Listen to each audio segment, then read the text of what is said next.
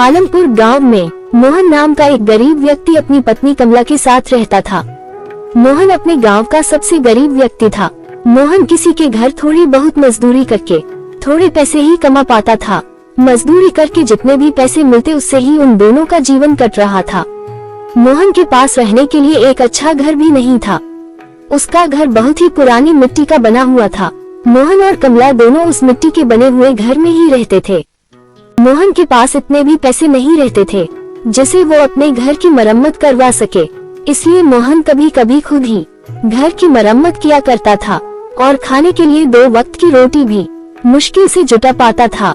गरीब होने के कारण गांव में उन दोनों का पहनावा देखकर कोई भी इज्जत नहीं करता था। जिस नदी से सारे गांव वाले पानी लेते थे, अगर उस नदी से मोहन या उसकी पत्नी कमला पानी लेते तो सारे गांव वाले उन्हें भगा देते थे।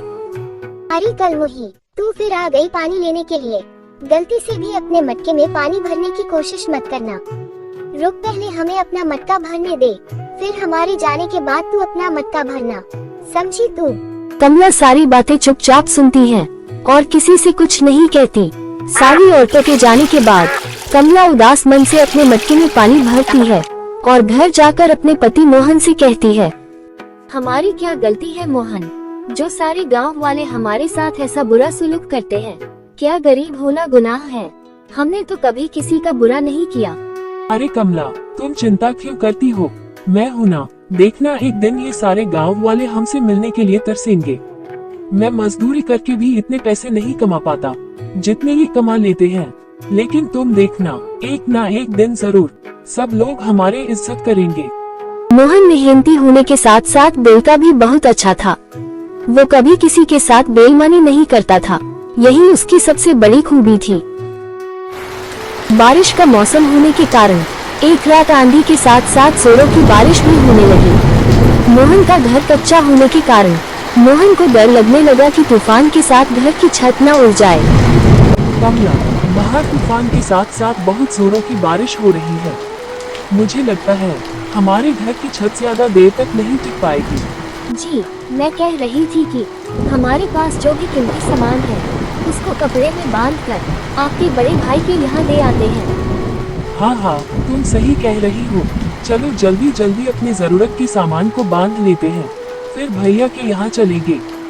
मोहन और उसकी पत्नी कमला दोनों जरूरी सामान बांधकर अपने बड़े भाई राकेश के घर चल देते हैं। राकेश का घर थोड़ी ही दूरी पर था और उसका पक्का और बढ़िया मकान बना हुआ था। भैया, दरवाजा खोलो भैया, जरा कुछ जरूरी काम है। क्या हुआ? इतनी बारिश में यहाँ क्यों आए हो? भैया, तुम्हें मेरे घर का हाल तो मालूम ही है, सारा सामान पानी में भीग ना जाए, इसलिए मैं अपना कुछ जरूरी सामान तुम्हारे घर में रखना चाहता हूँ। क्या तुम्हारा सामान मेरे घर पर? नहीं नहीं नहीं, मेरी पत्नी मुझे बहुत डांटेगी। तुम जाओ यहाँ से और अपने घर में ही रहो और यहाँ सामान लेकर मत आना। मोहन का भाई गुस्से में अपने घर के अंदर चला जाता है। मोहन और कमला दोनों दुखी होकर अपने घर वापस लौट जाते हैं। दोनों अपने सामान की रखवाली की वजह से सोते नहीं हैं और पूरी रात जागकर गुजार देते हैं। अगले दिन बारिश बंद हो जाती है और मौसम साफ हो जाता है, लेकिन ऐसी बरसात की वजह से मोहन को कहीं काम नहीं मिल पा रहा था। एक बार मोहन के गांव में कुछ अमीर व्यक्तियों ने एक सप्ताह का मेला लगवाया। सभी बड़े व्यापारी शहर से मेला देखने के लिए गांव आए।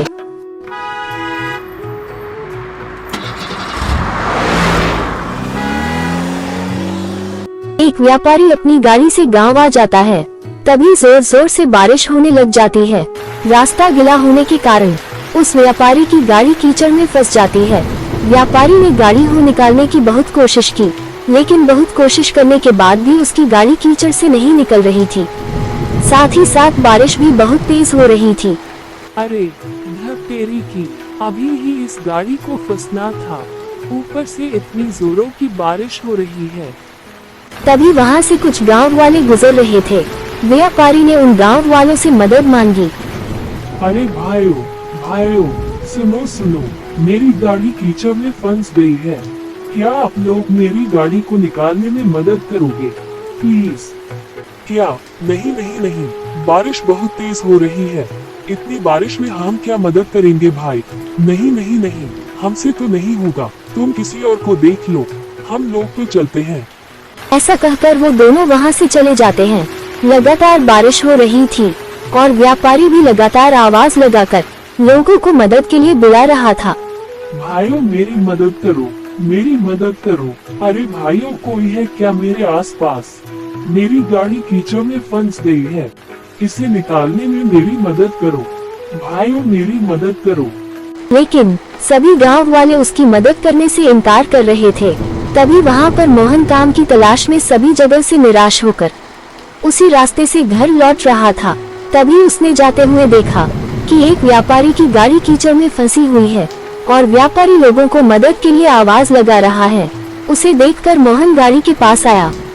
क्या मैं आपकी गाड़ी निकालने में मदद कर सकता हूँ? हाँ हाँ बिल्कुल भाई, बिल्कुल बिल्कुल।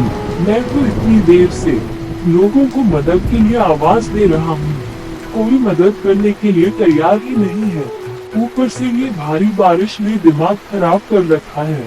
अच्छा, मैं गाड़ी के अंदर बैठकर गाड़ी को आगे बढ़ाने का प्रयास करता हूँ, तुम गाड़ी को पीछे से धक्का देने की कोशिश करो।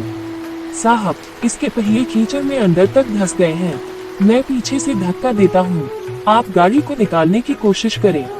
थोड़ी मशक्कत के बाद गाड़ी कीचड़ से बाहर निकल गई। गाड़ी थोड़ी आगे तक गई। मोहन गाड़ी को देख रहा था। तभी अचानक गाड़ी रुक जाती है और गाड़ी से उतरकर व्यापारी मोहन के पास जाता है।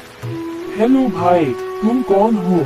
मेरा नाम लाल दास है, मैं इस शहर में व्यापार करता हूँ।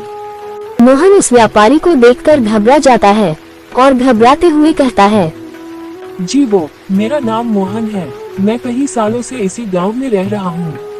अच्छा, वैसे तुम बहुत अच्छे इंसान लगते हो।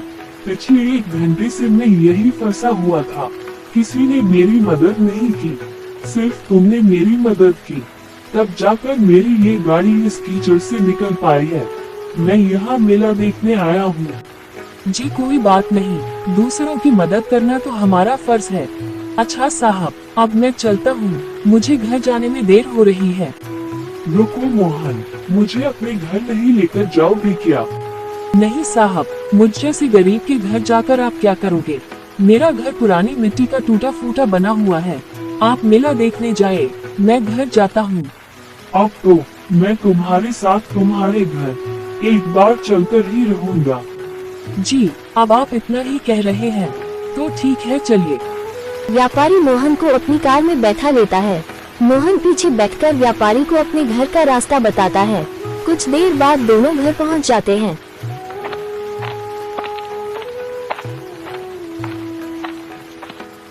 कमला, कहाँ हो? आज हमारे घर साहब आए हैं, स्वागत नहीं करोगी इनका? जाओ कुछ खाने के लिए लेकर आओ। व्यापारी मोहन का घर देखकर बहुत उदास हो गया। तुम क्या काम करते हो मोहन? साहब, मैं काम की तलाश में हूँ, कोई काम ही नहीं देता, बस इधर उधर घूमकर मजदूरी का काम कर लेता हूँ, लेकिन बारिश की वजह से वो भी बंद है। इतने में ही मोहन की पत्नी एक प्लेट में 2 गुड़ के टुकड़े लेकर आई।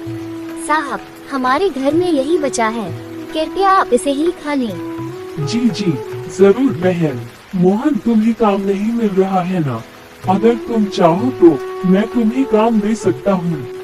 साहब, सच में? क्या आप मुझे सच में काम देंगे? हाँ मोहन, शहर में मेरे पास बहुत सारा काम है। मैं सोच रहा था कि ऐसे व्यक्ति को अपने साथ काम पर रख लूं, जो मेहनती और ईमानदार दोनों हो। तुम्हें देखकर मुझे ऐसा ही लगता है कि तुम्हारे अंदर ये दोनों ही गुण हैं। साहब, कैसा काम करना होगा और कहाँ काम करना होगा, आप ये सब मुझे बता दीजिए, मैं आपके साथ काम करने के लिए तैयार हूँ। कोई जरूरत नहीं है तुम्हें इस घर में रहने की, और मैं तुम्हें कुछ दिनों बाद लेने आऊंगा। तुम मेरे साथ शहर में काम करोगे और वही रहोगे। मैं तुम्हें एक नया घर दिलवा दूंगा। ये सुनकर मोहन और उसकी पत्नी कमला दोनों बहुत खुश हुए। मोहन और कमला ने ये बात खुश होकर पूरे गांव में घूम घूम कर बताई, पर गांव वालों को उनकी बातों पर विश्वास नहीं हो रहा था। वो उनकी बातों को झूठ समझ रहे थे और दोनों का मजाक उड़ा रहे थे। कुछ दिनों बाद व्यापारी अपनी गाड़ी से गांव में मोहन के घर आया। मोहन, सामान तैयार है ना? मैं तुम्हें लेने आया हूँ। चलो चलते हैं। मोहन और उसकी पत्नी कमला दोनों सारा सामान लेकर गाड़ी में बैठ गए। सारे गांव वालों का ध्यान उन्हीं पर था और सारे गांव वाले बहुत हैरान थे। यहाँ तक कि मोहन का बड़ा भाई राकेश भी उन दोनों को हैरानी से देख रहा था। और फिर गाड़ी चल पड़ी। व्यापारी मोहन और कमला को शहर लेकर आ गया। उसके बाद उन दोनों को रहने के लिए एक अच्छा सा और बड़ा सा घर दे दिया। व्यापारी ने मोहन को अच्छी तरह से सारा काम समझा दिया था और मोहन भी सारा काम अच्छी तरह से समझ गया था। मोहन व्यापारी के साथ बहुत मेहनत और ईमानदारी से काम करने लगा और मोहन अब अच्छे खासे पैसे कमाने लगा। उनका घर बहुत ही ज्यादा सुंदर था। धीरे धीरे मोहन के गांव वाले भी मोहन का घर देखने के लिए शहर आने लगे। जिस भाई ने मोहन का सामान अपने घर पर रखने से मना कर दिया था, अब वो भाई भाई कहते नहीं थकता था। इस तरह मोहन ने अपनी ईमानदारी और मेहनत के बल पर सब कुछ हासिल कर लिया।